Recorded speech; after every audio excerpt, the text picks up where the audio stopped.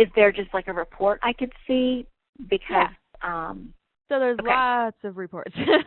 I bet, I'm sure. So one of them is on the workflow timeline, where you can see John clocked out of Eric Zabala for 60 minutes. Shows up right here, and it also shows up on Eric's timeline. John clocked out for 60 minutes. There's also reports under reports and employees. There are more reports than you could ever want. Yeah. Let's see, there's a productivity overview. So this is actually useful even if you're not using time cards. So you can see how many tasks each employee has, how many they sent, how many notes they were written, and this means on contacts.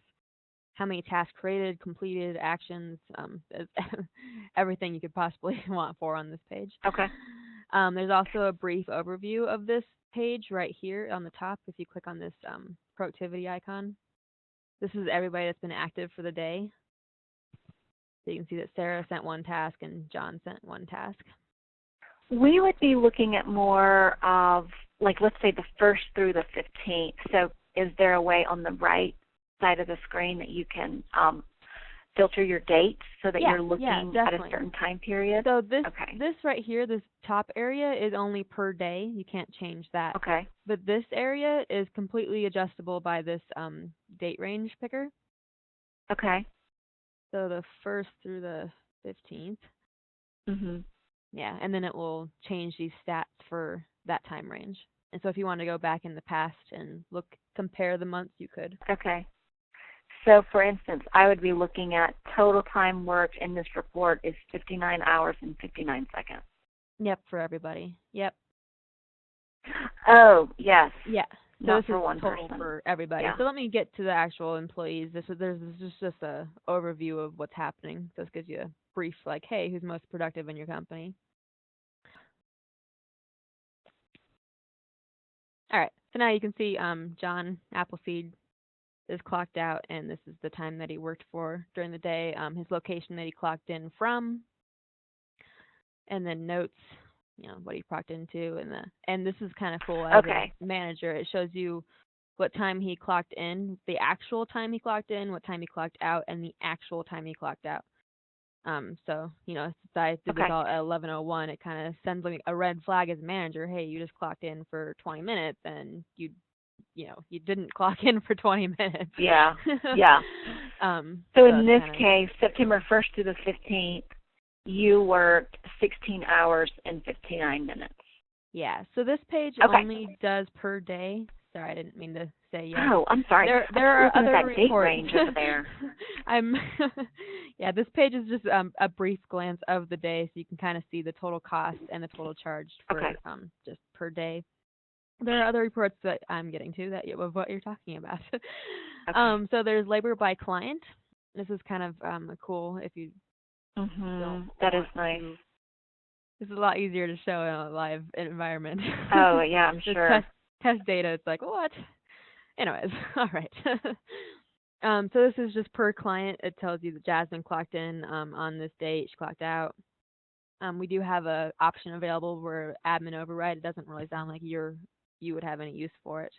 But if a client doesn't have any budget, it requires, there's a setting for it to require for an admin to go over there and override their clock in, so that way an employee doesn't run the budget dry. So let's move on to a different report. Labor by client. Time cards. This is mainly for people that want to get paid through this system. So this is how much Jasmine would be paid for this particular date range. So she gets paid $15.25 an hour. Okay. She'd get paid $1,204. Well, it calculates overtime. Got There's it. a setting, so if you don't pay overtime, you can turn it off. And it does calculate sales commissions too if you do that. And then there's a little signature line on the bottom, so you can print it and file the paperwork. Okay. Yep. So multiple reports to maybe answer like different questions based on how much labor am I spending per client versus per employee. For me, I really need to start really logging my time because I know I'm working more than I think I am on each client for me.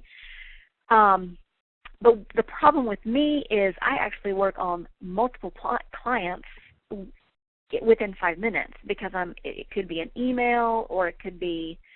So with that, what do you guys do? Do you typically work on one client, and when you're done with that client, you clock out and then you move to the next one, or what do you guys do? I typically try to do one at a time.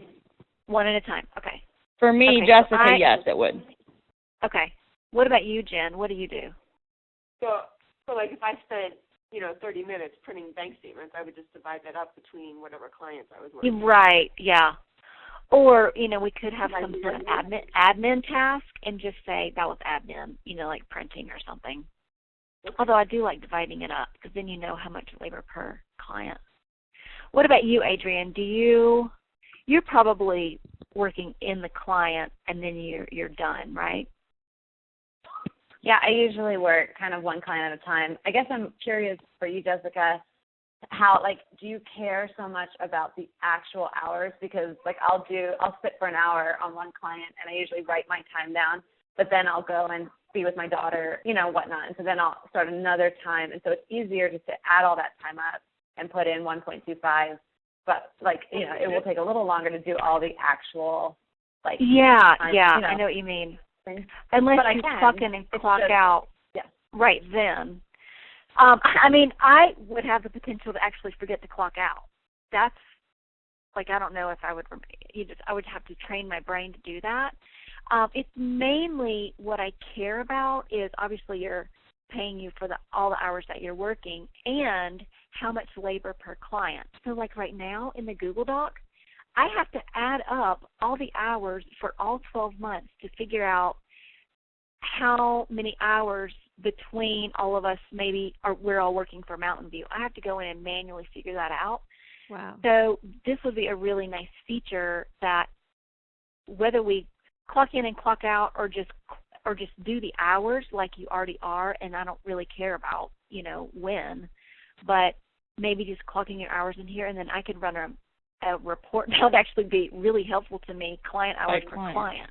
I was going to say, I say we try it for a month of either the logging hours and trying to get the actual time and then come back together and be like, wow, this was taking a lot of time to put in 11:23 to, 12:01. Well, I think what you actually do is you actually just hit clock in and then you start working, and then when you're done you hit clock out, go play with your daughter, come back, clock in, do your work, and then clock out. How easy is it to fix it when I forget to clock out? I guess is the good question. Right. If it's during the same day, it's super simple.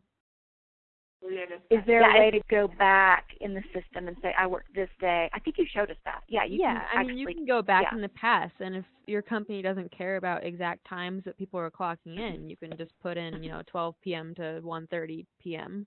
And it okay, doesn't hurt anything. Why don't we do that? I actually might make myself clock in and out because I need to track how many hours